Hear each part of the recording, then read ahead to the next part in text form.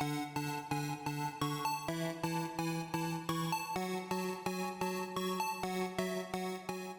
everyone, welcome to another episode of Lost Without Translation, The After Party.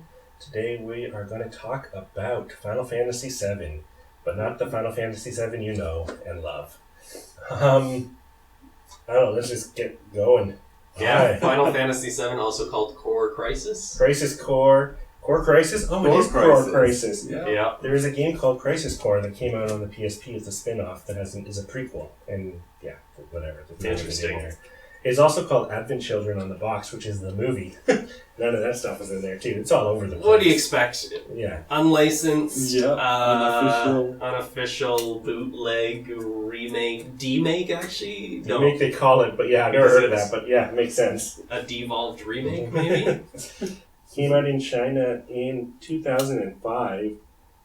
Developed by Shenzhen Nanjing Technology. I looked them up. I didn't see anything about them. Anything that made me think, hey, these guys would make a Final Fantasy VII pirate cart. Well, let's talk a little bit about the game then.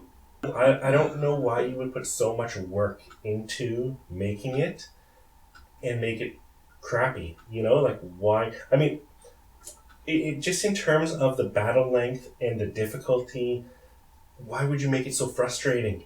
Well, that's I agree with you. That's the confusing part. So, yes, all the story's there, and that's fascinating to see an 8-bit version of a game like Final Fantasy VII, but the gameplay is effectively broken. Yeah, really. But the one thing that was weird that we commented on in the episode was how many different bad guys there were. Oh, so many monsters. In an RPG, you go to one area, there might be like 5 or 6 different bad guys, and then you go on to the next area, there's a new 5 or 6. But and they're stronger than the other ones. Mm-hmm. But within one area here, we must have encountered, like, every fight was a new different sprite or bad guy. So I wonder if that's how it kept them from balancing it properly when they just have hundreds of monsters in the same area, right? Well, the other thing, too, as actually, now that you mention it, we ran into... it took a while till we actually ran into a monster that was a duplicate. We kept calling it new monster. But also, amongst those monsters, some of them were super easy to beat. Some was super hard to beat. So if they didn't balance it properly and say, like, levels 1 to 5 monsters, levels are only available now, then we were fighting, like, some level 20 monsters. Like, of course there's no way we can beat it. And then they throw in some, like, health spells for free, hoping that can somehow help you grind through it. But it's just not enough. Like, you're just shackled to this painful fighting system, which was painful. It was really, I think you can see in the video just how bored and tired I'm getting. Yeah. It sounds like all of the main stories in there, it sounds like kind of what they cut out was anything optional. All the side quests, there were 2 extra characters they cut out, and then like almost all of Disc 3 is optional content. And I think they cut all that out. It's basically you get to the end of Disc 2 and then you jump to the last dungeon. Okay. But if they cut out summons and stuff, which of course you couldn't handle with the size of the sprites on that screen. 2 other places, Mount Nibble and Fort Condor were cut out.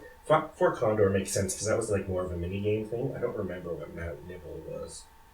But yeah, tons of stuff cut out, but still like amazing how much is actually there. Right, but what is there is just like, there is no... You showed me in the beginning, basically the beginning of Final Fantasy VII, that was a cutscene, and in this one it was like start. So anything that was other than gameplay, which are just small sprites, they cut it out. So there's like... Yeah. Well, they do have, though, you do arrive on the train. Yeah, you pull up on the train. Which is a little bit less involved than the first one. What frustrates me is we we were struggling at the end of that, like, we had played that game way longer, I think, than we played any other game for this show. Right. And I so wanted to just finish that mission. Right. Just finish in actual Final Fantasy, that's like 15 minutes.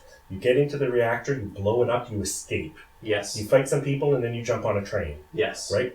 We got to the part where you fight those people, but we had to fight them over and over, and we never got to see what happens after that, because at that point, we were already pushing like an hour and a half. If we had gone into it knowing it was going to be so difficult, we would have been a little more cautious with our healing items. and stuff like that. Like we were thinking that was MP, and we didn't realize at the time that once you use those items, they're gone. Right. All the healing stuff. So I think we would have been more cautious. I think we would have saved more often and leveled up a bit more in areas, and we could have easily got through that part. But I don't know if I would want to get through the other. Well, I don't even know how long it would be.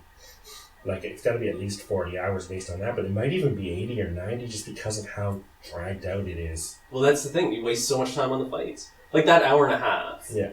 We had to reload once, I think. Yeah. We realized, it took us a little time to figure out, we actually had save points. Yeah. But most of it was spent in, hey, you walk 3 or 4 tiles, and then you're into a monster battle, which you may or may not win. Yeah. Which may or may not take 5 minutes. Like, you have that 10 times, 45 minutes later, like, you've gone nowhere.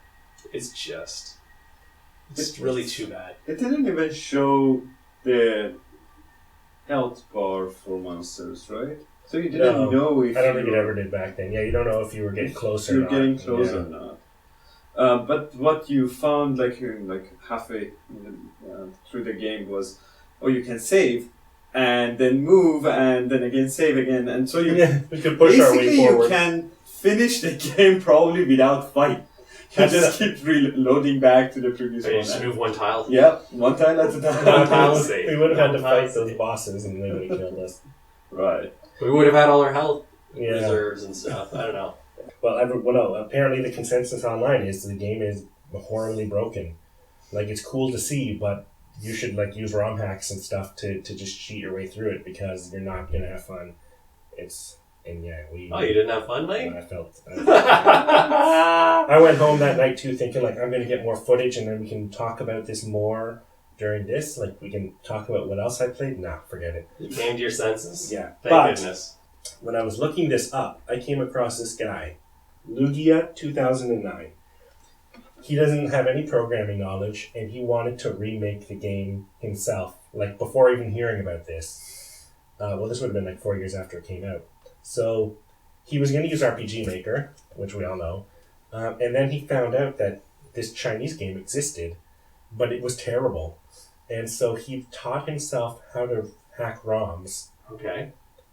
He took the English translation of this, which was done, and then he just started replacing all of the sprites. He started redrawing everything, and he made this what they're calling the redo. Is that this? Yeah, the Final Fantasy VII redo, where he's just redrawn all the graphics so they're no longer borrowed from other games. I don't know if he put in new music. And this is all 8-bit. Yeah, it's all 8-bit, and he made a ROM that is, you can just play now what we wanted this to be. He's probably fixed, I bet he's fixed all of the pacing issues, and that's incredible. It took him 4 years. Yeah, I'm not surprised. Particularly, I know it would take a long time even if you had the programming knowledge. Mm-hmm. Final Fantasy VII, play the good one. Thanks everyone. See you later. Bye.